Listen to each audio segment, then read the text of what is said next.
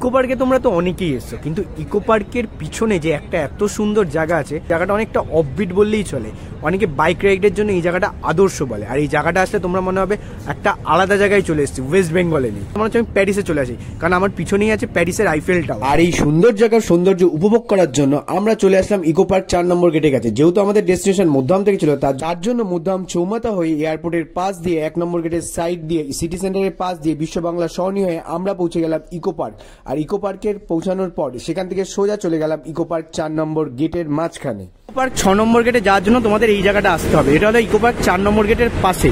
আর এই যে রাস্তাটা চলে গেছে, এই রাস্তাটা সোজা গেলে তোমাদের পড়বে ইকো পার্ক 6 নম্বর গেট। ভালো করে দেখে নাও। আর আমরা যেহেতু এয়ারপোর্ট দিয়ে এসেছিলাম, তাই এই যে রাস্তাটা দেখছো, এই রাস্তাটা ঘুরে ক্রসিং দিয়ে আমরা এই রাস্তাটা আসলাম। আর এখান দিয়ে যে রাস্তাটা চলে গেছে, এখান দিয়ে গেলে পড়বে হলো ইকো পার্ক 6 নম্বর গেট। আর এইটা হলো ইকো পার্কের সেই পার্কিং এর জায়গাটা। এখানে ইকো পার্ক আছে, তোমরা এখানে পার্কিং করবে। আর এই পার্কিং এর জায়গা থেকে সোজা চলে গেলে 6 নম্বর গেট পাবে। আর পাশে এখানে দেখতে পাচ্ছ অনেকগুলো টোটো দাঁড়িয়ে আছে। তোমরা যদি গাড়ি বা বাইক না নিয়ে আসো, এই টোটো ভাড়া করে ওই 6 নম্বর গেটের রাস্তা দিয়ে তোমরা ওই জায়গাটা ঘুরতে যেতে পারো। বাংলার মালদ্বীপ আর প্যারিসের আইফেল টাওয়ার দেখার জন্য আমরা যে 4 নম্বর গেটের পাশের রাস্তাটা আছে, সেই রাস্তা দিয়ে কিছুক্ষণ এগানোর পর দেখবো বাদিকে ইকো পার্কের 6 নম্বর গেটের রাস্তাটা ঢুকে যাচ্ছে। আর ওই 6 নম্বর গেটের রাস্তা দিয়ে কিছুক্ষণ যাওয়ার পর আমাদের প্রথমে চোখে পড়বে হরিনালা। আর এই হরিনালায় ক্রস করে কিছুক্ষণ এগিয়ে যাওয়ার পর পড়বে একটি গেট। সেই গেটটা দিয়ে থাকবে ধামসা কিচেনে যাওয়ার। এই রাস্তা ধরে কিছুক্ষণ এগোলেই পড়বে আমাদের বাংলার মালদ্বীপ বা প্যারিসের আইফেল টাওয়ার। তবে রাস্তাটা কিন্তু ছিল অসাধারণ, চারপাশে গাছ লাগানো, আর রাস্তাটা পুরো মাঝখান দিয়ে চলে গেছে। বাইক রাইডিং এর জন্য বা যে কোনো গাড়ি রাইডিং এর জন্য রাস্তাটা অসাধারণ। আর এখানে কিন্তু অনেকেই বাইক রাইডিং করতে আসে। আর রাস্তাটা দেখে মনে হচ্ছে আমরা ওয়েস্ট বেঙ্গলে নিয়ে অন্য কোথাও চলে এসেছি। Hello guys, welcome to our new blog. আর তোমরা দেখছো 1 2 3 4 5 পাঁচমেশালী ব্লগার। আর তোমরা যারা চেনো না তার জন্য আমি জয়, আর আমার সাথে আছে সোনালী। আর এটা হলো সেই ইকো পার্কের গলফ কোর্স প্লেগ্রাউন্ড। এই রাস্তাটা পুরোটাই অসাধারণ ছিল। যত এগিয়ে যাবে সামনের দিকে ততটাই সুন্দর। কি সুন্দর এখানে একটা বসার জায়গা করেছে। আর এই সামনে কিছুটা এগিয়ে গেলেই পড়বে ইকো পার্কের হার্বাল গার্ডেন। আর আরো যত এগিয়ে যাবে সৌন্দর্য আরো তত সুন্দর বাড়তে থাকবে।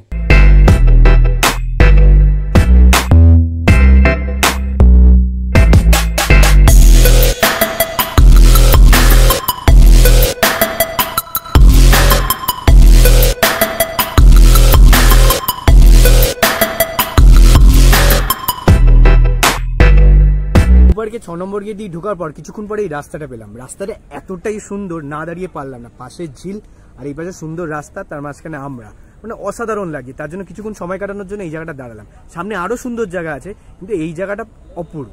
এই 6 নম্বর গেট দিয়ে ঢোকার পরে এই রাস্তাটা দেখলাম, এটা হলো ইকো পার্ক। ইকো পার্কের এন্ডিং পজিশন। আর এখান দিয়ে এই সুন্দর ঝিলটা, আর এই ঝিলটাও কি সুন্দরভাবে সাজানো গোছানো আছে। দূরে দেখতে পাচ্ছ একটা ব্রিজ আছে ঝিলের উপর। এই যে ব্রিজটা দেখতে পাচ্ছ, সেই ব্রিজটা হলো একান্ত ক্যাফে যাওয়ার জন্য সেই ব্রিজটা ঝিলের উপর দিয়ে। আর ওই যে ওই পাশে মাদার এক্স মিউজিয়াম। আর এই দেখো পুরো ঝিলটা কত সুন্দরভাবে সাজানো গোছানো।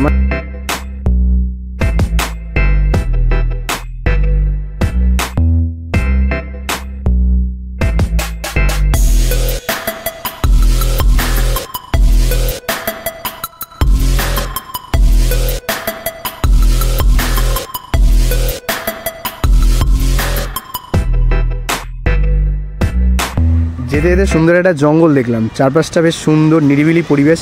আর অনেকে দেখলাম এই জঙ্গলের মধ্যে পিকনিকও করছে, জঙ্গলের ভিতরে দাঁড়িয়ে।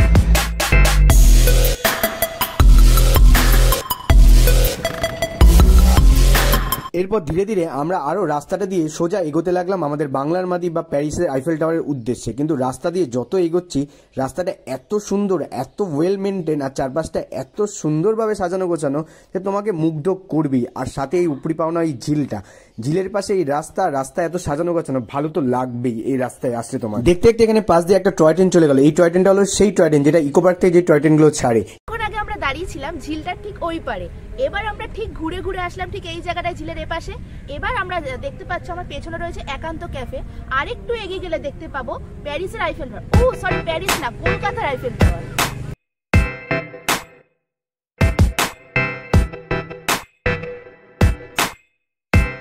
রাস্তার সৌন্দর্য উপভোগ করতে হতে আমরা পৌঁছে গেলাম একান্ত ক্যাফের সামনে। আর একান্ত ক্যাফে গাড়ি আর বাইক রাখার জন্য পার্কিং চার্জ হলো 50 টাকা, 4 হুইলার জন্য আর 2 হুইলার জন্য 20 টাকা। তবে এখানে যে পার্কিং চার্জের পর ওরা যে কুপনটা দেবে সেই কুপনটা কিন্তু তোমরা ফেলবে না, কারণ সামনে গিয়ে যদি তোমরা গাড়ি পার্ক করো সেখানে এই কুপনটা রাখলে তোমাদের আর কোনো পার্কিং চার্জ দিতে হবে না সেই দিনের জন্য। আর এরপরেও আমরা আস্তে আস্তে একান্ত ক্যাফের ভিতরে প্রবেশ করতে লাগলাম। তবে একান্ত ক্যাফের ভিতরে প্রবেশ করার জন্য কোনো রকম চার্জেস কিছু লাগে না, তোমরা ঘুরে আসার জন্য একান্ত ক্যাফের ভিতরে প্রবেশ করতে পারো। আর আমরা একান্ত ক্যাফের ভিতরে যখন প্রবেশ করলাম আমাদের ফিলটা হলো লুক লাইক এ ওয়াও।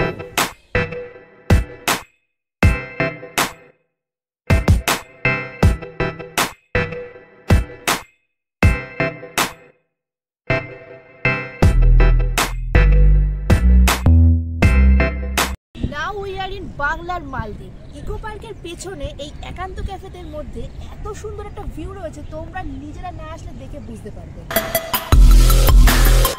চারপাশটা শুধু দেখো, পুরো একটা বিশাল বড় ঝিল, আর ঝিলের মাঝখান দিয়ে একটা কাঠের সেতু তৈরি করে এটা চলে গেছে একান্ত ক্যাফের দিকে। আর এর পাশে পাশে জলের পাশে আছে বিভিন্ন রকম কটেজ। এরকম দৃশ্য কিন্তু একমাত্র তোমরা কিন্তু মালদ্বীপে দেখতে পারো। আর যেহেতু ইন্ডিয়ার সাথে এখন মালদ্বীপের বর্তমানে একটু 36কে আঁকড়া চলছে, তার জন্য ওয়েস্ট বেঙ্গলের লোকরা মালদ্বীপের ফিল নিতে এখানে আসতেই পারে। মালদ্বীপে না গিয়ে তোমরা যদি মালদ্বীপে সেই ফিলটা নিতে চাও না, তাহলে এই জায়গাটা তোমাদের জন্য আদর্শ, মানে একদম বাংলার মালদ্বীপ যাকে বলে। আর সত্যি বলতে ইকো পার্ক থেকে আমরা যে ছোট্ট আইল্যান্ডে দেখতে পারি, এটা হলো সেই আইল্যান্ড, সেই একান্ত ক্যাফে। আর চারপাশটা সত্যি অসাধারণ।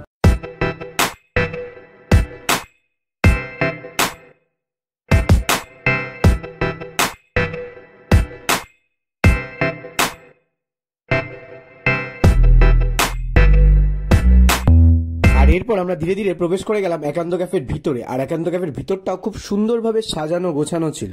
এই একান্ত ক্যাফেতে থাকার জন্য এই রিসর্টগুলো আছে, এই 4B যে রিসর্টগুলো তোমরা দেখছো একের পর এক আছে। এখানে তোমরা যদি আগে থেকে অনলাইন বুক করো তাহলে এখানে এসে তোমরা এই রিসর্টগুলোতে থাকতে পারবে, মানে 1-2 দিন বা একদিন সময় কাটানোর জন্য এই রিসর্টগুলো তোমাদের জন্য তৈরি হয়েছে। আর এই একান্ত ক্যাফের ভিতরেও একটা বড় উৎসারী বলে হল রয়েছে। এই হলটার মধ্যে বিভিন্ন রকম অনুষ্ঠান হয়, টলিউডেরও বিভিন্ন বড় বড় অনুষ্ঠান এই হলটায় হয়। আমাদের দূরে যে জায়গাটা দেখতে পাচ্ছ সেটা হলো ইকো পার্ক।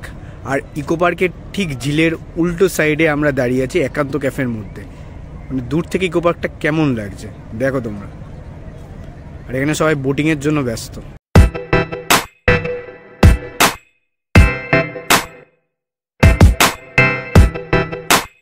এই ঝিলের পাশে একটা বেশ সুন্দর ক্যাফে এরিয়া করেছে, আর তার পাশেই আছে একান্ত ক্যাফে। ইকো পার্কে এসে আর ইকো পার্কে না ঢুকে ইকো পার্কে যদি স্বাদ পেতে চাও, তাও উইদাউট টিকিটে, তাহলে কিন্তু তোমাদের জন্য এই জায়গাটা আদর্শ। আর এই একান্ত ক্যাফে এসে তোমাদের জিনিসপত্র থাকলে এখানে তোমরা ইচ্ছা করলে বসে কফি এরিয়াও আছে, খেতেও পারো, রেস্টুরেন্টও আছে, যা কিছু অর্ডার করেও থাকতে পারো। আর কিছুক্ষণ সময় এখানে আরামসে টাইম কাটিয়ে যেতে পারো, মানে জায়গাটা কিন্তু দারুণ। আর এরপর আমরা একান্ত ক্যাফে থেকে বেরিয়ে আমাদের নেক্সট ডেস্টিনেশন প্যারিসের আইফেল টাওয়ারের দিকে আমরা অগ্রসর হতে লাগলাম। আর কিছু দূর যাওয়ার পরেই আমাদের চোখে পড়লো সেই প্যারিসের আইফেল টাওয়ার, না সরি কলকাতার আইফেল টাওয়ার।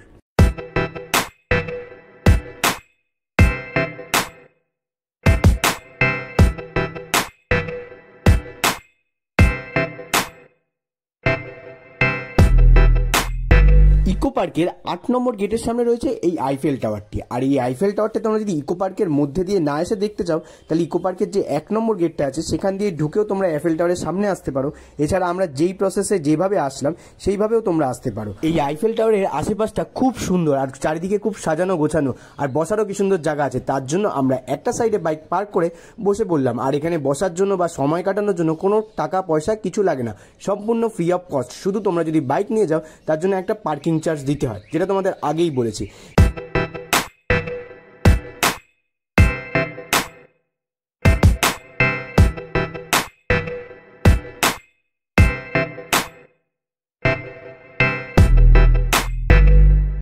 সন্ধেবেলায় একান্ত ক্যাফের ভিতরটা এত সুন্দর লাইটিংয়ে সেজে উঠেছে, জানি না দূর থেকে দেখাতে পাচ্ছি নাকি, কিন্তু দেখো কি সুন্দর লাগছে দূর থেকে। সন্ধেবেলায় এই আইফেল টাওয়ারের যেন সৌন্দর্য আরো দ্বিগুণ বৃদ্ধি পায়। দিনের বেলা যতটাই ভালো লাগছিল, যত রাত হলো এই সৌন্দর্য মানে আরো বেশি বেড়ে গেল। আর 4-5টার কম্বিনেশন আর সৌন্দর্য আরো দ্বিগুণ সৌন্দর্য বাড়িয়ে দেয় এই আইফেল টাওয়ারের।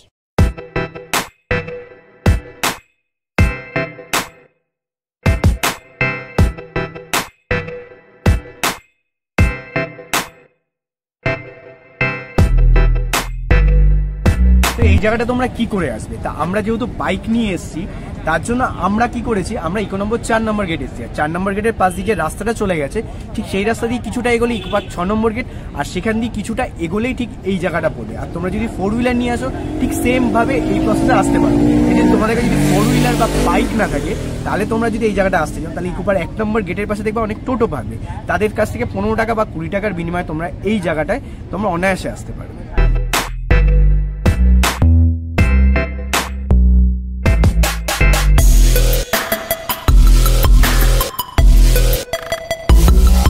বেলায় তোমরা যদি এই জায়গাটা আসো না, তোমাদের দেখে মনে হবে তোমরা ওয়েস্ট বেঙ্গলের মধ্যে নেই, তোমরা কোনো অন্য কোনো স্টেটে বা বাইরে অন্য কোথাও আছো। মানে জায়গাটা এতটাই সুন্দর লাগে, কিন্তু না, ওয়েস্ট বেঙ্গলও এত সুন্দর একটা জায়গা আছে, আর সন্ধ্যেবেলাও এত সুন্দরভাবে টাইম কাটানো যায়, সেটা তোমরা এখানে না আসলে বুঝতে পারবে না। তো দেখতে দেখতে সন্ধ্যে হয়ে গেল, আর এখন বাড়ি যাওয়ার পালা। তো ভিডিওটা তোমাদের কেমন লাগলো অতি অবশ্যই জানিও, আর ভিডিওটি ভালো লাগলে লাইক শেয়ার সাবস্ক্রাইব মাস্ট, আর পাশে বেল আইকনটা টিপে নিও সবকটা ভিডিওর নোটিফিকেশন পাওয়ার জন্য। তো এখন আমরা বাড়ি যাচ্ছি, আর দেখা হচ্ছে তোমাদের পরের ভিডিওতে, আর ততক্ষণ তোমরা ভালো থেকো।